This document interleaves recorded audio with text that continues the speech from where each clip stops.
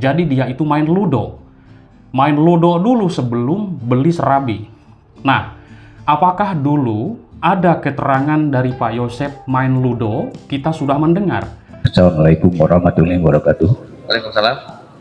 Sanggan tetap sama. Jadi saya pakai celana putih, kaosnya yang ini, terus pakai jaket karena jam 5:30 itu saya sedang main ludo sebelum pesan surabi di tetangga. Itu aja.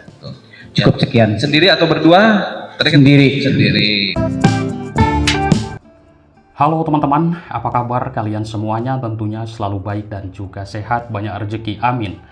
Baik teman-teman, di video kali ini saya kemarin menyimak sebuah persidangan yang tentunya saya pun menyimak dari komentar teman-teman karena kita sama-sama dalam mengikuti kasus ini dari tahun 2021 lalu sampai 2024, mungkin sudah mau menginjak 3 tahun kurang lebih. Mohon dikoreksi barangkali saya salah untuk penyampaian. Oke teman-teman, kemarin kita sudah menyimak keterangan dari Ibu Cici, yaitu seorang yang punya CCTV dan juga keterangan Angger adalah seorang anaknya yang buka fotokopian kurang lebih jarak 50 meter dari TKP tersebut. Kalau dari fotokopi saudara Angger ini melihat ke SMA, di pojok sana ada gang.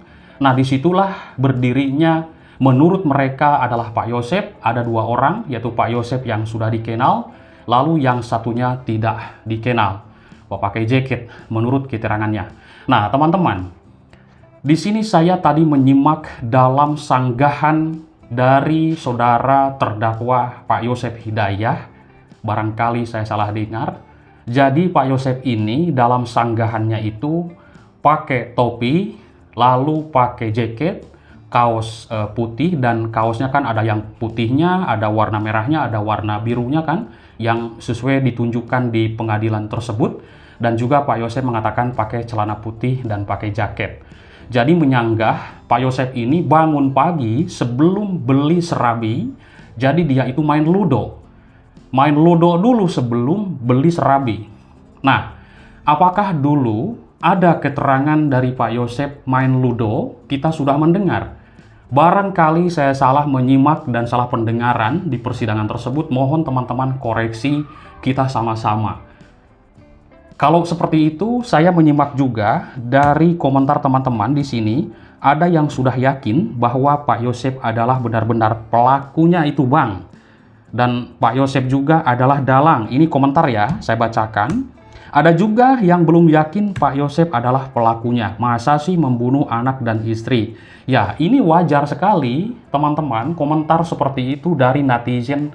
Ya, khususnya kita semuanya mengikuti kasus ini. Karena mungkin juga sangat menilai tajam dari tahun 2021 lalu sampai 2024. Begitu rincungnya dalam sebuah keterangan jam per jam pun rincung sekali. Hanya sebuah estimasi dan juga kira-kira jam segini, kira-kira jam segini, kan seperti itu.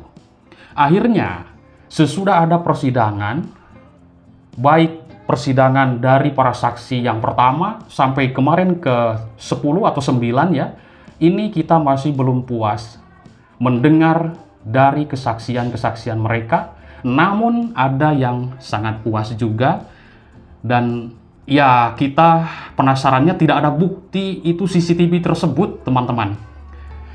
Kalau misalkan CCTV itu belum hilang, semoga belum hilang, yang dikatakan oleh yang punya CCTV adalah ditukar harddisknya, semoga belum hilang dan masih ada file tersebut, itu adalah merupakan barang bukti yang sangat krusial.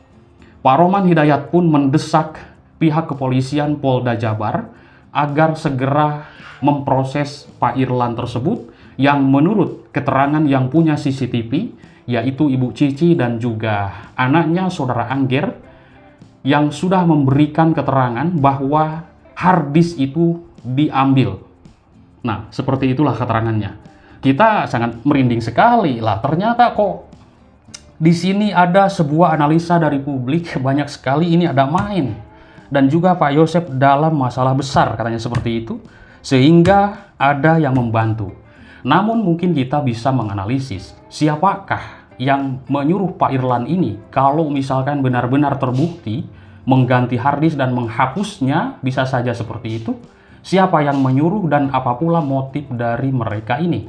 Apakah membantu Danu, seorang pelaku, atau membantu Pak Yosep yang sudah disebutkan Danu, Ibu Mimin Abi Arigi, atau adalah ini sebuah gerombolan agar merancang kasus ini jangan sampai sama sekali terungkap?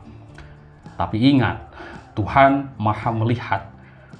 Teman-teman, kebenaran akan menemukan jalannya. Tidak bisa menutupi kesalahan, tidak bisa menutupi kejahatan. Suatu saat akan terbuka semuanya. Dan sekarang kita sudah bisa membuktikan satu persatu keterangan yang krusial, terutama dari kesaksian Ibu Cici dan juga Angger. Namun kita ingin sekali melihat buktinya ya. Jadi CCTV tersebut, benarkah itu dikatakan adalah Pak Yosep? Karena begini, orang yang sudah mengenal, misalkan saya dengan Bang Freddy, dengan Bang Yahya, dengan Kang Heri Susanto yang sering kita bareng, atau juga dulu dengan Yoris Danu, saya sering juga podcast ngobrol masalah kasus ini. Nah, misalkan di jarak sekian 50 meter pun, pastilah mereka akan mengenal saya. Begitu teman-teman, dan saya pun ya pasti mengenal mereka dari bentuk tubuhnya, dari geraknya atau apapun itu. Meskipun pakai topi, pakai masker juga, pasti saya ya akan mengingat dan akan mengenal mereka. Karena sudah sering bareng, ibaratnya seperti itu. Nah, Ibu Cici dan Saudara Angger, seorang anaknya ini, sudah mengatakan di persidangan, sudah begitu akrab sekali dengan Ibu Tuti. Dan juga dengan Pak Yosep sudah sangat-sangat mengenal karena tetangga. Dan saya tahu rumahnya itu kurang lebih 50 meter di arah barat ya, kalau TKP kan ke arah timur menuju ke Tugu. Itu dekat dan kelihatan, tapi ya ini mungkin nanti semoga cepat-cepat diproses. Kalau benar keterangan dari Ibu Cici dan juga Angger tentang masalah penukaran harddisk tersebut, semoga cepat-cepat diproses. Apa alasannya, apa motivasinya, dan siapa yang menyuruh untuk mengambil harddisk tersebut. Kan ini belum jelas. Yang di toko jok juga belum jelas. Yang di pencucian mobil juga menurut seorang yang punyanya, ada seorang perempuan membuang sesuatu ke tong sampah. Nah, ini pun ya semoga nanti akan terbuka semuanya masalah CCTV. Lalu CCTV Ibu Harun, lalu CCTV yang di Polsek. Ini kan masih banyak yang harus kita ikuti dalam sebuah kasus Subang ini, teman-teman. Karena dulu dikatakan ada 55 titik CCTV. Nah, ini kan pergerakan mereka apakah terpantau semuanya. Dan sangat disayangkan juga kalau dulu Kang Angger ini keluar malam seperti itulah, bisa memergoki mereka gitu kan. Ini sangat luar biasa, namun sangat disayangkan. Ya waktu itu dia lagi sibuk katanya kan daftar kepolisian ya. Namun di tanggal 19-nya di dalam fakta persidangan penasaran, jadi melihat CCTV tersebut ternyata tidak ada keraguan, tidak ada kira-kira, tidak ada dugaan, karena sudah mengenal, langsung menyatakan nama Pak Yosep di depan persidangan. Ini tidak main-main, persidangan teman-teman. Di depan majelis yang mulia hakim, yang akan menentukan nanti, menampung semua informasi dari para saksi. Makanya Pak Jaksa sudah bilang ketiga-tiganya, saya menyimak di salah satu channel YouTube, tidak butuh pengakuan, tapi dengan bukti-bukti itu yang akan menentukan siapa sebenarnya pelaku. Luar biasa. Nah, nanti kan diperkuat lagi dengan keterangan Danu. Tapi wajar sekali kalau saya menyimak ada yang percaya Danu, ada yang tidak. Ya itu tidak jadi masalah, kita sama-sama menilai apakah benar, apakah tidak, kita sama-sama menilai. Oke teman-teman, nah tolong koreksi, apakah benar ada keterangan Pak Yosep sebelum beli Sorabi main Ludo sesuai dengan sanggahan di fakta persidangan. Sedangkan Ibu Mimin mengaku bangun kesiangan di hari penemuan jasad Ibu Tuti dan Amalia. Ini berbeda kalau saya simak di dalam sebuah prarekonstruksi dan juga rekonstruksi. Berarti tidak Danu saja yang berubah-ubah keterangannya, Pak Yosep pun berubah-ubah. Dulu saya sering juga teleponan dengan Pak Yosep, tidak ada kata-kata main Ludo dulu, lalu beli Serabi, lalu telepon ke digolep, lalu ke TKP, tiba jam 7.15, ada Pak Ujang, Pak Ujang, tolong lihat rumah saya. Dia lari kecil langsung masuk pintu depan dan Pak Ujang mengikuti. Tidak ada cerita main ludo. Nanti teman-teman bisa simak, barangkali saya salah dengar, di dalam sebuah tayangan rekaman persidangan. Itu sanggahan dari Pak Yosep yang sudah kita dengar.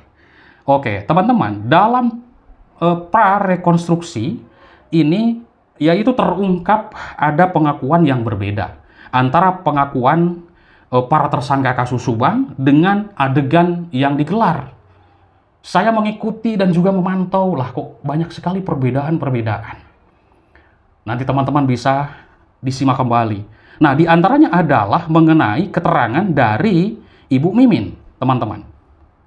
Sebentar ya, saya lihat dulu datanya.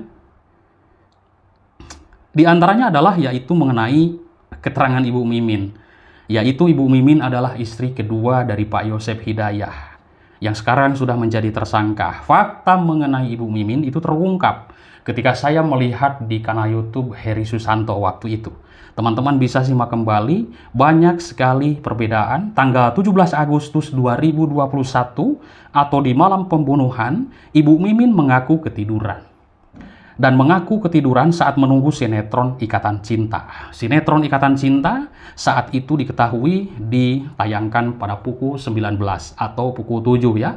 Nah, sedangkan dalam pra-rekonstruksi yang saya simak di dalam rekonstruksi kasus pembunuhan di Subang ini, yaitu ada adegan saat Ibu Mimin ini datang sekitar pukul 23 atau jam 11 malam.